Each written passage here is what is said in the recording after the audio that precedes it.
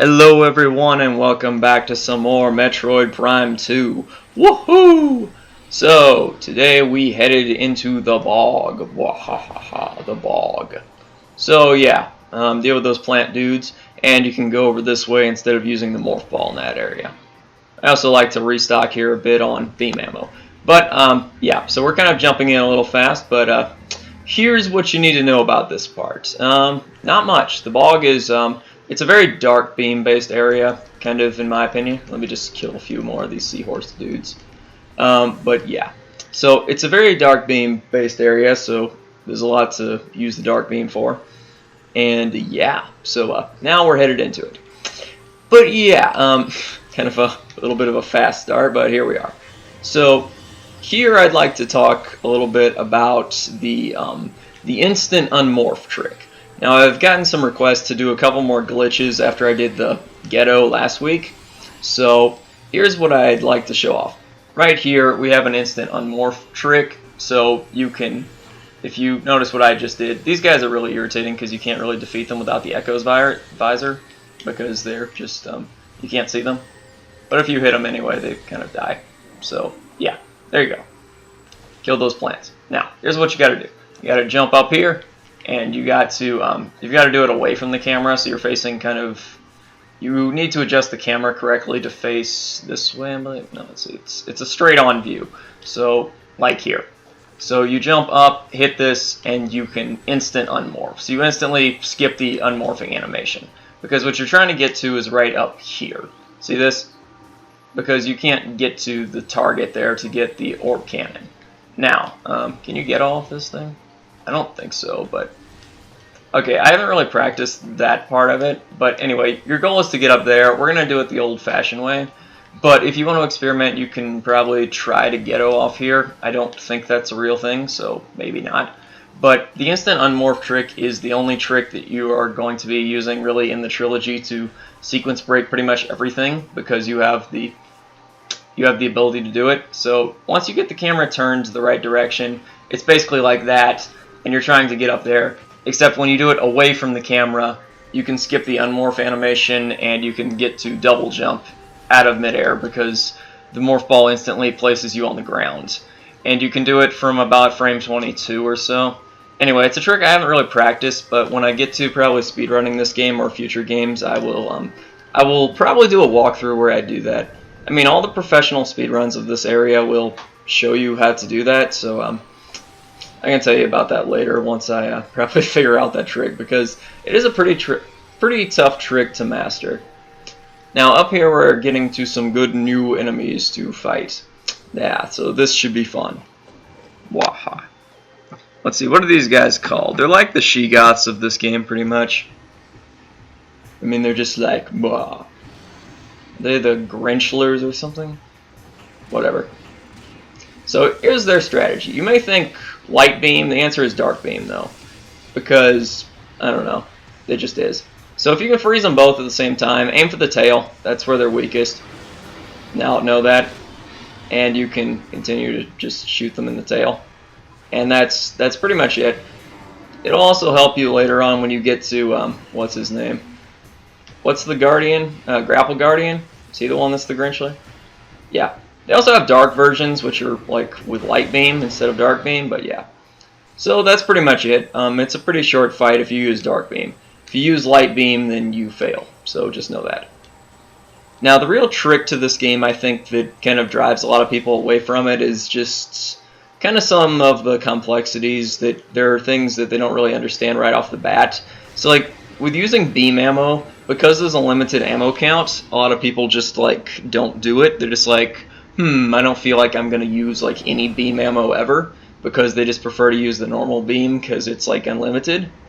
But the thing is, because the beams are limited, it allows you to have kind of more effective combinations. Like the dark beam and light beam are extremely powerful beams. It's just that not many people figure that out because they don't really use them that much. Also, if you notice here, we're going a lot out of our way just to reach a lever that was slightly out of reach. So that's why the instant unmorph is really useful, because it could really get you out of that situation. There are a couple times when you're going to use it in Prime 1, but there aren't really that many compared to Prime 2. Prime 2 is really the one where you're going to be using a lot of instant unmorphs. And Prime 3, actually. Prime 3 has like so many instant unmorphs in it you can do to skip so much.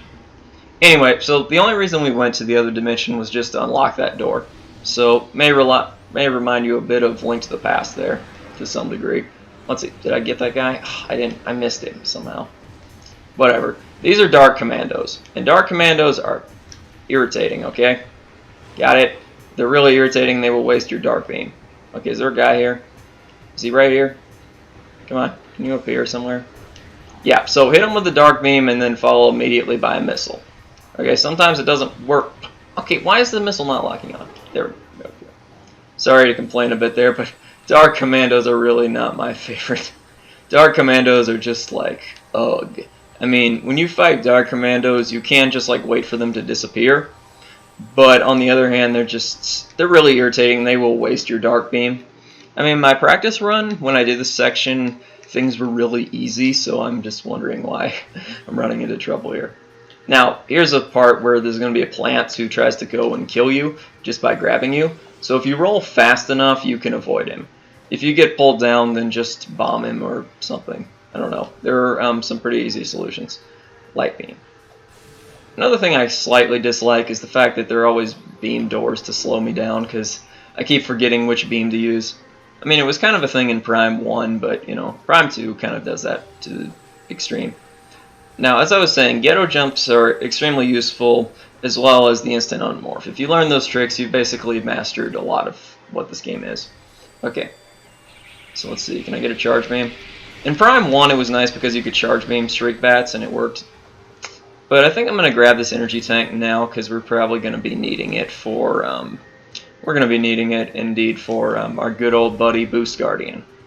Everybody says Boost Guardian's like the worst, but that's more of so the case in the original. Now, that's because the difficulty was lowered for this version of the game. The difficulty was lowered when it came to normal. So, like, in the older version of the game, Veteran was the only, like, it was their basic normal mode. So, the GC version of the game is going to be a little harder. But on the other hand, you get more glitches to compensate. And also, you can avoid item loss. Maybe I'll do a tutorial on how to do that as well. But, yeah. Avoiding item loss is kind of fun, because then you just don't lose your items. But it also makes 100% impossible, somewhat. I mean, not percentage-wise, but, like, legally or whatever. So here's a nice strategy. When this thing shows up, blast it with the light beam. Also, the pirates over there will spawn up there. So if you charge and fire right there, you could manage to hit one. I missed badly, but that's just me. Now, charge Dark Beam's not very effective against these guys because it likely misses, but if you can get the timing just right, it works. Now, these guys show up in a cutscene, so they're just pirates. They're going to walk around here. A couple Dark Beam shots will put them down. Is it 2 or 3? 1, 2. Yeah, 2. There you go. Now, you also might be noticing I'm running low on Dark Beam, but that honestly doesn't matter much, like at all. One more. Oh, come on. There we go.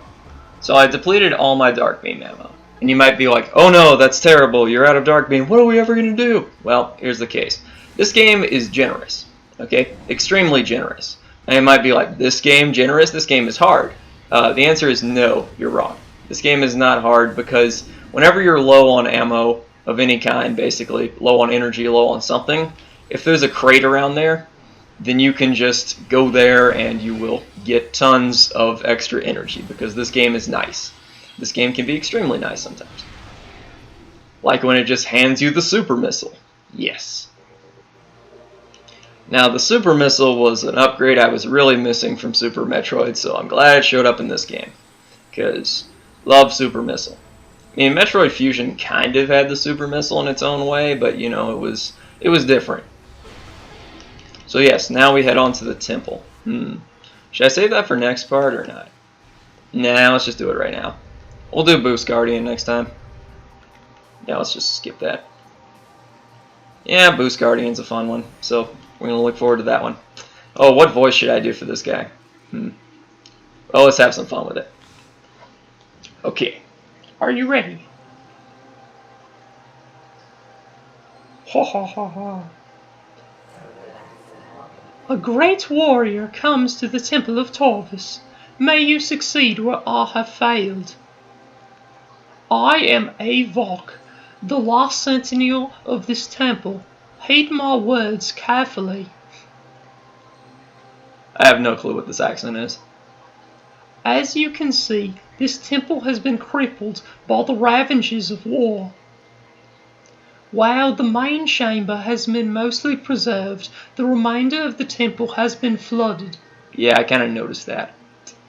You must use your abilities to venture into these flooded areas and find the keys you need to enter the Dark Temple. The Dark Temple. Bum, bum, bum. The waters of Dark Ether are foul and venomous. Avoid them if you can. I have updated your translator module.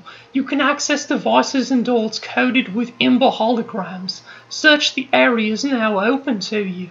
I love doing voices for these guys. The Ing will seek your light with great zeal. Do not underestimate them. Except I do, because I know the enemy. And to know the enemy is to love the enemy. Thank you, Enderwigan. This time for talk is over. Good hunting, and may the light of ether guide your aim. Well, may the dark beam of ether guide your aim, you mean? Energy fully replenished. Ah, well, thank you. I really actually did need that. Kind of. But how come it's never beam ammo fully replenished? Because that's what most people want, anyway. Ah, well. This game is, as I go back to saying, this game is generous. So, use this game's generosity to your advantage, okay? Do not underestimate it. It can be cruel. Ooh, should we do a roll down? Let's do a roll down this thing. Whee! See that? Roll down. Yeah. Tell you, more fall can be fun. Okay, so now, the next area is the... So, we just got the super missile, right? So that might make you think, the next area is the area with the super missile. And you are right. Why do I keep heading in the wrong direction? Okay, so you unlock this door, right? And you look around the room, and it's like it's one of the only doors without a super missile. So that's obviously the way we're going. And next time, we're going to venture further into this area. But for now, I'm going to stop. And I will see you guys next good old Friday, or next time you click on the next part of the playlist, because you're watching way in the future. So I will see you guys then with part number 10 when we hit the double digits. And I will see you guys next time with part 10. Goodbye.